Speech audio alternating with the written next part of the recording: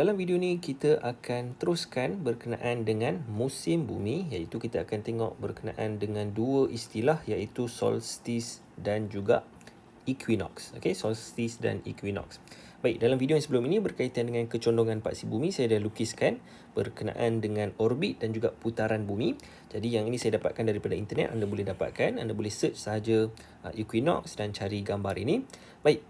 Jadi apa yang kita nak tengok pada hari ini adalah berkenaan dengan solstice dan equinox. Okey. Jadi yang pertama adalah kita tengok dahulu berkenaan dengan solstice.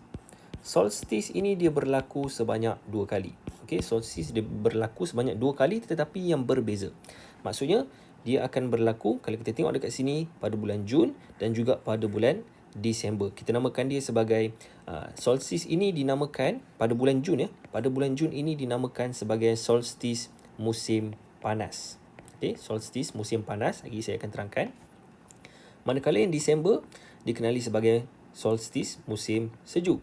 Okey, jadi bulan 6 iaitu dia secara spesifiknya adalah bukan pada keseluruhan bulan 6 tetapi pada satu hari dia iaitu pada 21 Jun. Okey, 21 Jun akan berlaku solstice musim panas. Okey, solstice musim panas. Manakala pada 22 Disember, okey, tarikh ini dia sebenarnya dia akan berubah selepas beberapa ratus tahun. Okey, tapi sebab kita hidup tidak begitu lama, jadi kita untuk tahun kita ini, okey, untuk kehidupan kita ni lebih kurang pada 22 Disember lah, iaitu solstice musim sejuk. Okey, pada bulan Disember solstice musim sejuk. Dan seperti yang saya sebut dalam video sebelum ni, musim panas dan musim sejuk ini kita merujuk kepada hemisfera utara.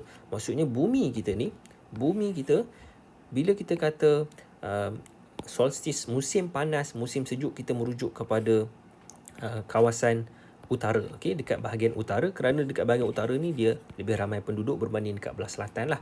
Okey, so ini berkenaan dengan solstice. Jadi apa signifikannya? Apa yang kita perlu tahu berkenaan dengan solstice? Baik, jadi solstice ini adalah apabila dekat kawasan utara ini, okey, dekat kawasan 66 darjah, okey, kerana kita kena ingat kecondongan paksi bumi, saya lukis balik bumi. Kecondongan paksi bumi adalah sebanyak, okey, jadi bumi berputar dekat sini, ini adalah satah pada orbit dia tu. Okey, jadi kecondongan ni adalah sebanyak 23.5 darjah. Okey, dan kalau kita tolak dengan 90, kita akan dapat, okey, kita tolak dengan 90, kita akan dapat bakinya lebih kurang dalam 66.5. Okey, 66.5 darjah. Maksudnya dekat kawasan utara, okey, dekat kawasan utara daripada latitude bumi, dekat kawasan utara latitude bumi. Jadi bumi ni, saya lukis balik bumi kita. Okey, ini kutub utara, kutub selatan. Bumi kita boleh dibahagikan kepada latitude. Okey, dekat sini 0 darjah. 0 darjah adalah dekat khatulistiwa. Okey, dan kita lukis bagi cantik sikit. Dan dekat bahagian atas dia akan naiklah dia punya darjah dia. Jadi dekat khatulistiwa adalah 0, kemudian kita ada banyaklah keseluruhannya. Malaysia lebih kurang 5 darjah utara. Okey, 5 darjah utara. Dan dekat bahagian 66.5 tadi, 66.5 darjah dan ke atas, okey, bahagian utara dan ke atas, ini sebenarnya kita namakan dia sebagai bulatan Arktik. Okey, bulatan Arktik.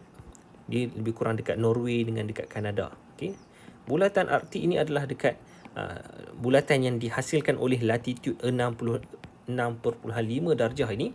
Dia akan menerima matahari sepanjang hari. Maksudnya pada 21 Jun, solstice musim panas, kawasan ini dia akan menerima matahari sepanjang hari, okey, sepanjang masa. Maksudnya waktu siang daripada pukul 12 pagi sampai 12 malam, dia akan menerima matahari sepanjang masa untuk yang bahagian atas daripada 66.5. Manakala yang bawah sikit ni dia akan menerima matahari yang lebih panjang berbanding dengan malam.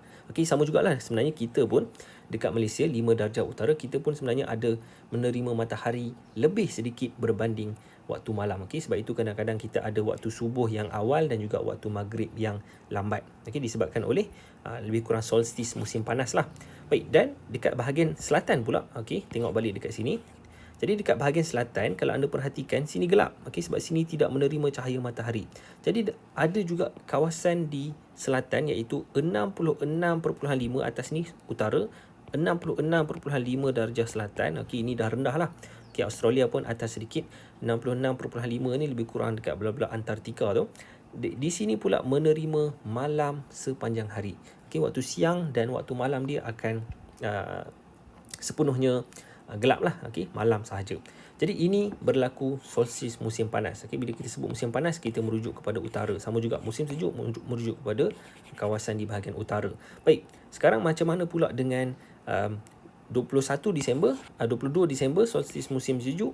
Apabila berlakunya solstice musim sejuk 22 Disember, dekat kawasan utara ni, tengok dekat sini. Okey, tengok dekat kutub utara ni, belah atas ini iaitu dekat dalam bulatan Arktik kita ni, dia tidak akan menerima matahari langsung. Maksudnya dia akan menghadapi musim sejuk. Alright. Jadi dalam yang negara dalam bulatan Arktik dekat kawasan atas ini langsung tidak menerima siang. Okey, dia tidak menerima siang langsung sepanjang hari. Manakala dekat yang kawasan rendah ini dia akan terima malam yang lebih panjang berbanding dengan siang. Okey, sama juga macam kita. Disebabkan kita 5 darjah utara, kita pun adalah menerima malam yang lebih sedikit sahaja berbanding dengan siang.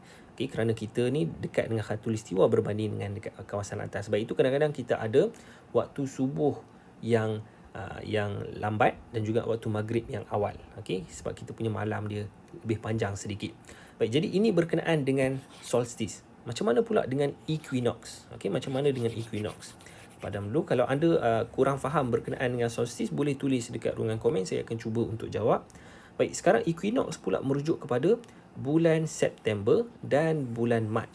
Okey, jadi ini kita bila Jun dan Disember, musim panas dan sejuk, kita ada dua lagi musim, iaitu musim bunga dan juga musim luruh. Okey, jadi equinox dia berlaku sama juga pada 2 hari. Okey, yang pertama adalah pada 21 Mac, okey, 21 Mac iaitu equinox musim bunga. Okey, equinox musim bunga. Okey, B kecil. Alright. Dan pada 23 September akan berlaku equinox musim luruh. Okey, equinox musim luruh, iaitu daun-daun dekat pokok dia akan mula luruh lah.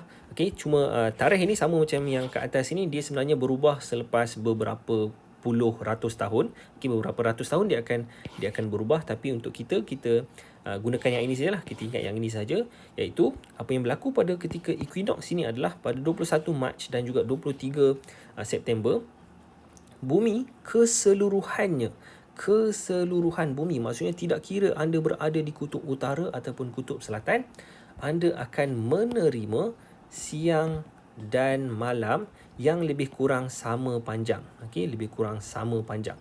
Maksudnya lebih kurang 12 jam siang, 12 jam malam di keseluruhan bumi. Okey, di keseluruhan bumi. Hampir kesemuanya lah. Okay. Jadi sebenarnya dekat bahagian khatulistiwa itu dia tidak menerima siang dan malam yang sama, tapi hampir keseluruhannya dia menerima siang dan malam yang sama panjang. Tak kira bulan Mac ataupun bulan September. Okay. Malah equinox ini sebenarnya bermaksud, equi ini adalah sama, nox ini adalah malam dalam bahasa Latin. Okay, jadi maksudnya adalah sama, siang dan malamnya adalah sama pada kedua-dua tarikh ini. Okey, dan equinox musim bunga maksudnya pada bulan Mac ini akan berlaku musim bunga, manakala 23 September dekat bahagian ini, okey, dia akan berlaku equinox musim luruh. Jadi bulan Mac bunga-bunga mula dia berputik, dia menumbuh, okey, pokok-pokok, daun-daun dia mula menjadi warna hijau, manakala bulan September ini pula musim luruh, bunga mula luruh, okey, sebelum dia masuk kepada musim sejuk.